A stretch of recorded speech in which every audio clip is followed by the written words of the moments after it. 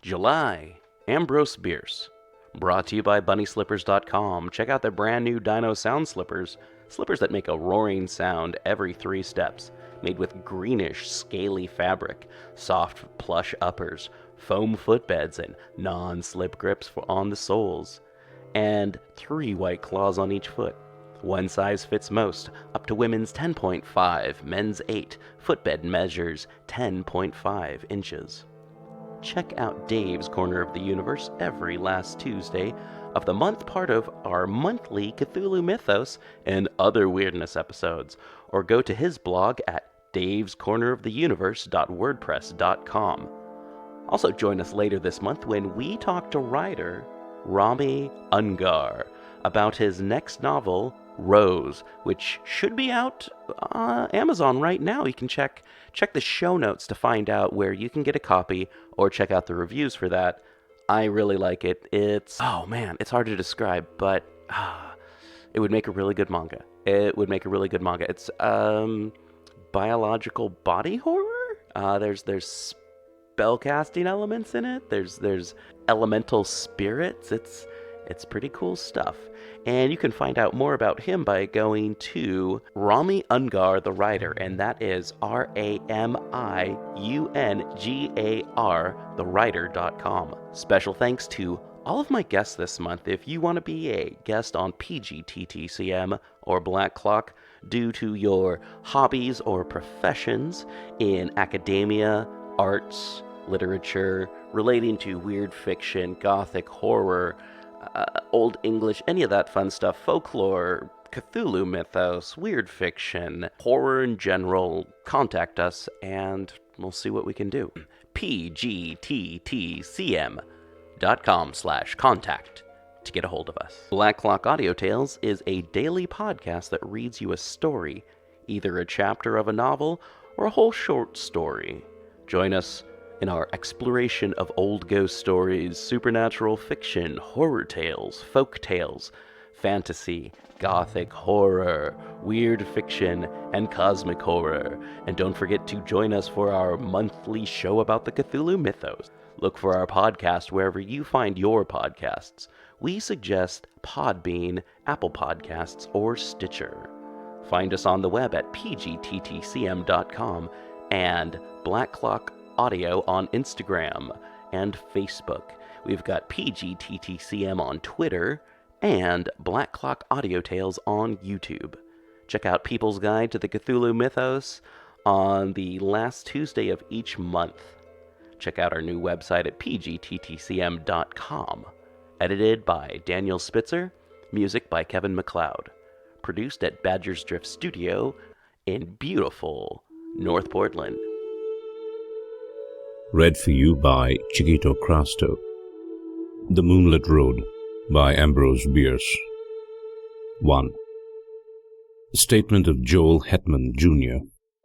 I am the most unfortunate of men, rich, respected, fairly well educated, and of sound health, with many other advantages usually valued by those having them and coveted by those who have them not. I sometimes think that I should be less unhappy if they had been denied me, for then the contrast between my outer and my inner life would not be continually demanding a painful attention. In the stress of privation and the need of effort, I might sometimes forget the somber secret ever baffling the conjecture that it compels. I am the only child of Joel and Julia Hetman. The one was a well-to-do country gentleman, the other a beautiful and accomplished woman to whom he was passionately attached with what I now know to have been a jealous and exacting devotion. The family home was a few miles from Nashville, Tennessee, a large, irregularly built dwelling of no particular order of architecture, a little way off the road, in a park of trees and shrubbery. At the time of which I write, I was 19 years old, a student at Yale.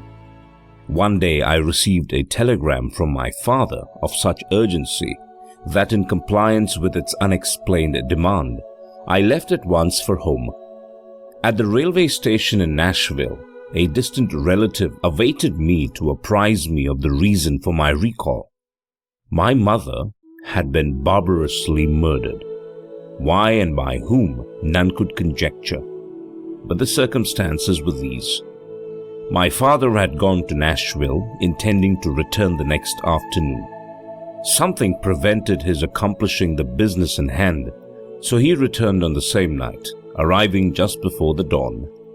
In his testimony before the coroner, he explained that having no latchkey and not caring to disturb the sleeping servants, he had, with no clearly defined intention, gone round to the rear of the house. As he turned an angle of the building, he heard a sound as of a door gently closed, and saw in the darkness indistinctly the figure of a man, which instantly disappeared among the trees of the lawn. A hasty pursuit and brief search of the grounds, in the belief that the trespasser was someone secretly visiting a servant, proving fruitless, he entered at the unlocked door and mounted the stairs to my mother's chamber. Its door was open, and stepping into black darkness, he fell headlong over some heavy object on the floor. I may spare myself the details. It was my poor mother, dead of strangulation by human hands. Nothing had been taken from the house. The servants had heard no sound, and excepting those terrible finger marks upon the dead woman's throat, dear God, that I might forget them, no trace of the assassin was ever found. I gave up my studies and remained with my father, who naturally was greatly changed. Always of a sedate, taciturn disposition, he now fell into so deep a dejection that nothing could hold his attention, yet anything, a footfall, the sudden closing of a door, aroused in him a fitful interest. One might have called it an apprehension. At any small surprise of the senses, he would start visibly, and sometimes turn pale, then relapse into a melancholy apathy deeper than before. I suppose he was what is called a nervous wreck. As to me, I was younger then than now. There is much in that. Youth is Gilead, in which is balm for every wound. Ah, that I might again dwell in that enchanted land. Unacquainted with grief, I knew not how to appraise my bereavement. I could not rightly estimate the strength of the stroke. One night, a few months after the dreadful event, my father and I walked home from the city. The full moon was about 3 hours above the eastern horizon. The entire countryside had the solemn stillness of a summer night. Our footfalls and the ceaseless songs of the katydids were the only sound, aloof. Black shadows of bordering trees lay athwart the road, which in the short reaches between gleamed a ghostly white.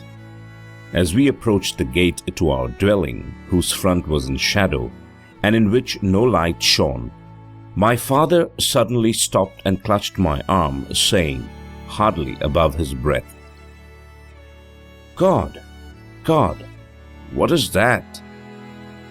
"I hear nothing," I replied. "But see, see," he said, pointing along the road directly ahead. I said, "Nothing is there. Come, father, let us go in. You are ill." He had released my arm and was standing rigid and motionless in the center of the illuminated roadway, staring like one bereft of sense. His face in the moonlight showed a pallor and fixity inexpressibly distressing. I pulled gently at his sleeve, but he had forgotten my existence. Presently, he began to retire backward, step by step, never for an instant removing his eyes from what he saw or thought he saw. I turned half round to follow, but stood irresolute. I do not recall any feeling of fear, unless a sudden chill was its physical manifestation. It seemed as if an icy wind had touched my face and enfolded my body from head to foot. I could feel the stir of it in my hair. At that moment, my attention was drawn to a light that suddenly streamed from an upper window of the house. One of the servants, awakened by what mysterious premonition of evil, who can say, and in obedience to an impulse that she was never able to name, had lit a lamp. And when I turned to look for my father, he was gone. And in all the years that had passed, no whisper of his fate had come across the borderland of conjecture from the realm of the unknown. 2. Statement of Caspar Grattan. Today I am set to live. Tomorrow here in this room will lie a senseless shape of clay that all too long was I. If anyone lift the cloth from the face of that unpleasant thing, it will be in gratification of a mere morbid curiosity. Some doubtless will go further and inquire, who was he? In this writing I supply the only answer that I am able to make. Caspar Grattan. Surely that should be enough. The name has served my small need for more than 20 years of a life of unknown length. True, I gave it to myself, but lacking another, I had the right. In this world one must have a name. It prevents confusion, even when it does not establish identity. Some, though, are known by numbers, which also seem inadequate distinctions. One day, for illustration, I was passing along a street of a city far from here, when I met two men in uniform, one of whom, half pausing and looking curiously into my face, said to his companion, "That man looks like 767. Something in the number seemed familiar and horrible.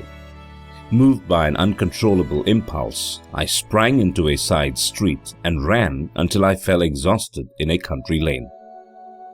I have never forgotten that number, and always it comes to memory attended by gibbering obscenity, peals of joyless laughter, the clang of iron doors. So I say a name, even if self-bestowed, is better than a number. In the register of the potter's field I shall soon have both. What wealth! Of him who shall find this paper I must beg a little consideration. It is not the history of my life, the knowledge to write that is denied me. This is only a record of broken and apparently unrelated memories, some of them as distinct and sequent as brilliant beads upon a thread, others remote and strange, having the character of crimson dreams with interspaces blank and black, witch fires glowing still and red in a great desolation. Standing upon the shore of eternity, I turn for a last look landward over the course by which I came. There are 20 years of footprints fairly distinct, the impressions of bleeding feet. They lead through poverty and pain, devious and unsure, as of one staggering beneath a burden. Remote, unfriended, melancholy, slow. Ah, the poet's prophecy of me, how admirable, how dreadfully admirable. Backward beyond the beginning of this Via Dolorosa, this epic of suffering with episodes of sin, I see nothing clearly. It comes out of a cloud. I know that it spans only 20 years, yet I am an old man. One does not remember one's birth, one has to be told. But with me it was different. Life came to me full-handed and dowered me with all my faculties and powers. Of a previous existence I know no more than others, for all have stammering intimations that may be memories and may be dreams. I know only that my first consciousness was of maturity in body and mind, a consciousness accepted without surprise or conjecture. I merely found myself walking in a forest, half-clad, footsore, unutterably weary and hungry. Seeing a farmhouse, I approached and asked for food, which was given me by one who inquired my name. I did not know, yet knew that all had names. Greatly embarrassed, I retreated, and night coming on, lay down in the forest and slept. The next day, I entered a large town which I shall not name, nor shall I recount further incidents of the life that is now to end, a life of wandering, always and everywhere haunted by an overmastering sense of crime in punishment of wrong and of terror in punishment of crime. Let me see if I can reduce it to narrative. I seem once to have lived near a great city, a prosperous planter, married to a woman whom I loved and distrusted. We had, it sometimes seems, one child, a youth of brilliant parts and promise. He is at all times a vague figure, never clearly drawn, frequently altogether out of the picture. One luckless evening, it occurred to me to test my wife's fidelity. In a vulgar, commonplace way, familiar to everyone who has acquaintance with the literature of fact and fiction, I went to the city, telling my wife that I should be absent until the following afternoon. But I returned before daybreak and went to the rear of the house, purposing to enter by a door with which I had secretly so tampered that it would seem to lock, yet not actually fasten. As I approached it, I heard it gently open and close, and saw a man steal away in the darkness. With murder in my heart, I sprang after him, but he had vanished without even the bad luck of identification. Sometimes now I cannot even persuade myself that it was a human being. Crazed with jealousy and rage, blind and bestial with all the elemental passions of insulted manhood, I entered the house and sprang up the stairs to the door of my wife's chamber. It was closed, but having tampered with its lock also, I easily entered, and despite the black darkness soon stood by the side of her bed. My groping hands told me that although disarranged, it was unoccupied. She is below, and terrified by my entrance, has evaded me in the darkness of the hall. With the purpose of seeking her, I turned to leave the room, but took a wrong direction, the right one. My foot struck her, cowering in a corner of the room. Instantly, my hands were at her throat, stifling a shriek. My knees were upon her struggling body, and there in the darkness, without a word of accusation or reproach, I strangled her till she died. There ends the dream. I have related it in the past tense, but the present would be the fitter form, for again and again the somber tragedy reenacts itself in my consciousness. Over and over I lay the plan, I suffer the confirmation, I redress the wrong. Then all is blank, and afterward the rains beat against the grimy window panes, or the snows fall upon my scant attire. The wheels rattle in the squalid streets where my life lies in poverty and mean employment. If there is ever sunshine, I do not recall it. If there are birds, they do not sing. There is another dream, another vision of the night. I stand among the shadows in a moonlit road. I am aware of another presence, but whose I cannot rightly determine. In the shadow of a great dwelling, I catch the gleam of white garments. Then the figure of a woman confronts me in the road. My murdered wife. There is death in the face. There are marks upon the throat. The eyes are fixed on mine with an infinite gravity which is not reproach, nor hate, nor menace, nor anything less terrible than recognition.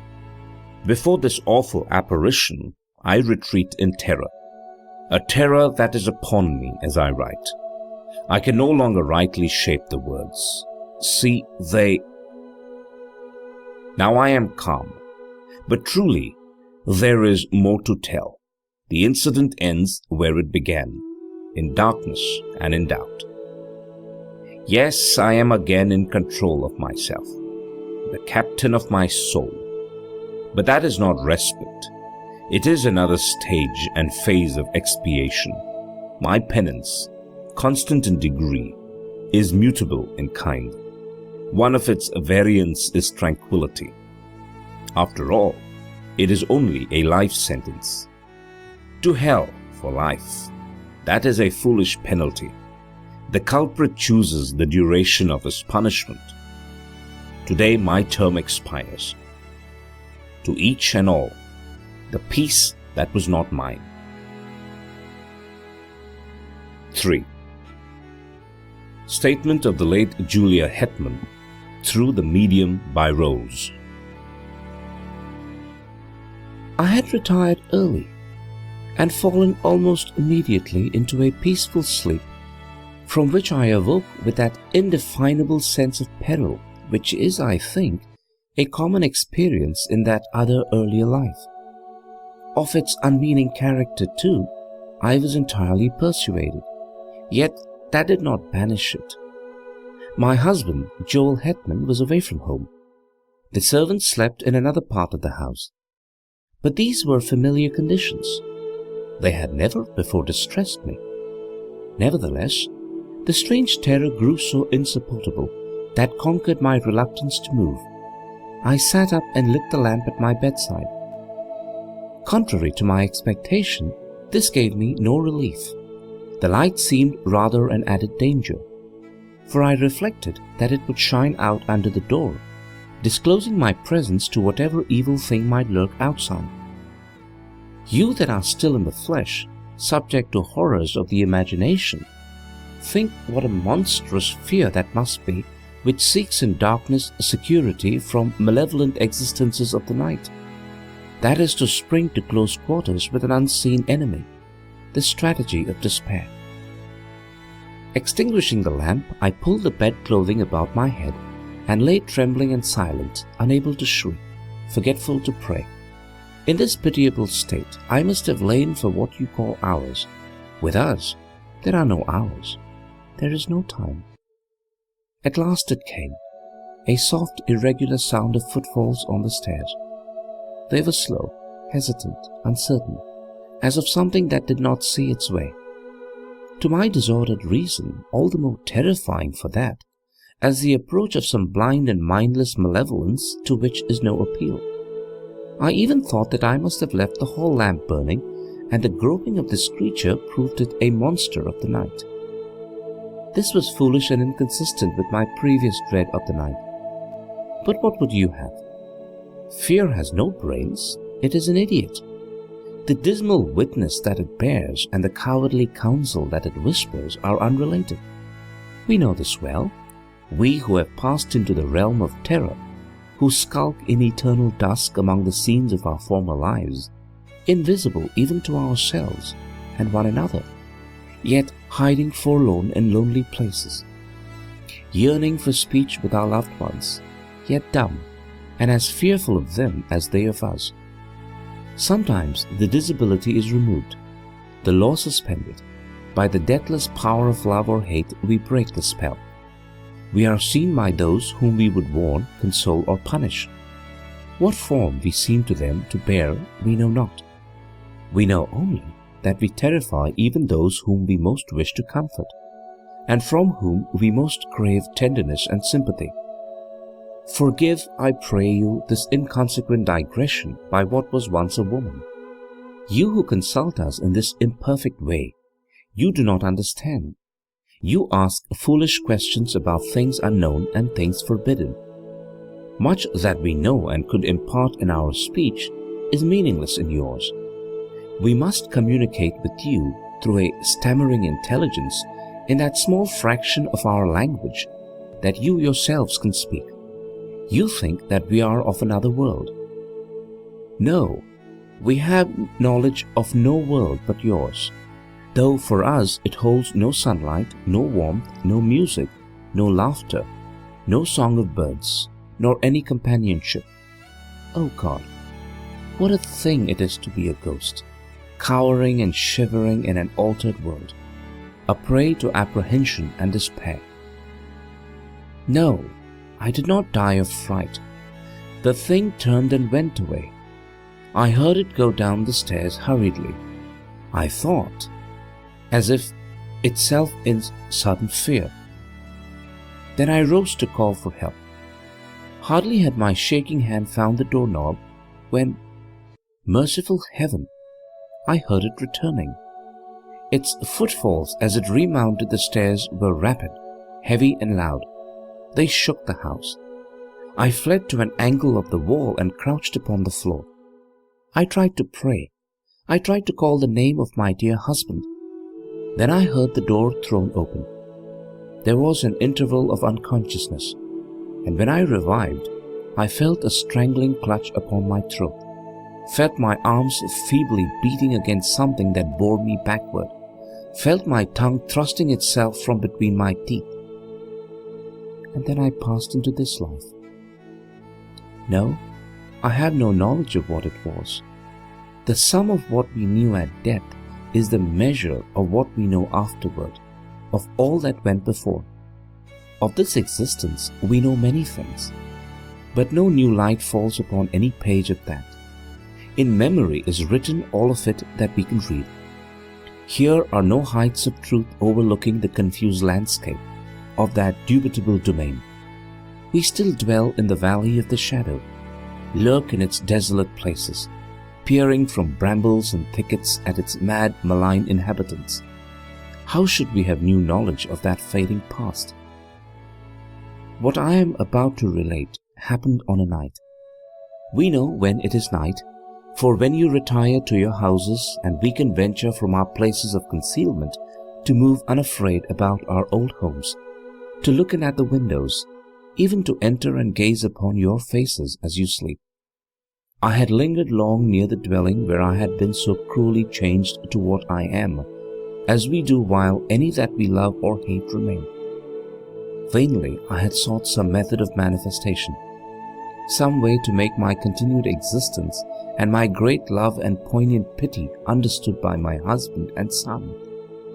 Always, if they slept, they would wake, or if in my desperation I dared approach them when they were awake, would turn toward me the terrible eyes of the living, frightening me by the glances that I sought for the purpose that I held. On this night, I had searched for them without success, fearing to find them. They were nowhere in the house, nor about the moonlit dawn. For although the sun is lost to us forever, the moon, full-orbed or slender, remains to us. Sometimes it shines by night, sometimes by day, but always it rises and sets, as in that other life. I left the lawn and moved in the white light in silence along the road, aimless and sorrowing. Suddenly I heard the voice of my poor husband in exclamations of astonishment, with that of my son in reassurance and dissuasion. And there by the shadow of a group of trees they stood, near, so near. Their faces were toward me, the eyes of the elder man fixed upon mine. He saw me at last. At last he saw me. In the consciousness of that, my terror fled as a cruel dream. The death spell was broken. Love had conquered. Lo! Mad with exultation, I shouted. I must have shouted. He sees me! He sees me! He will understand!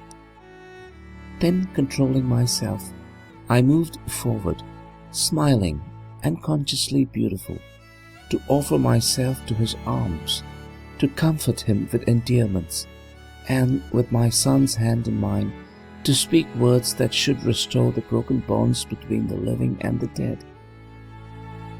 Alas, alas! His face went white with fear. His eyes were as those of a hunted animal.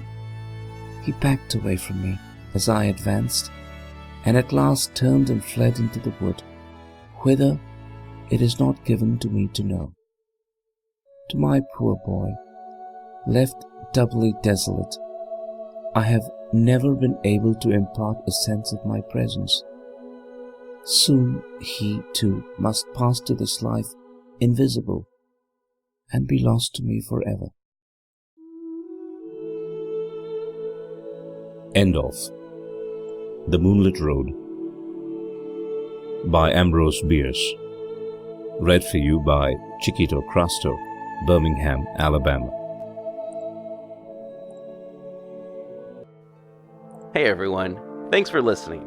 Help support the show and keeping it paywall free by going to paypal.me/pgttcm and donate a $1 or $5 or whatever you feel, or go to pgttcm.podbean.com and hit that patron button.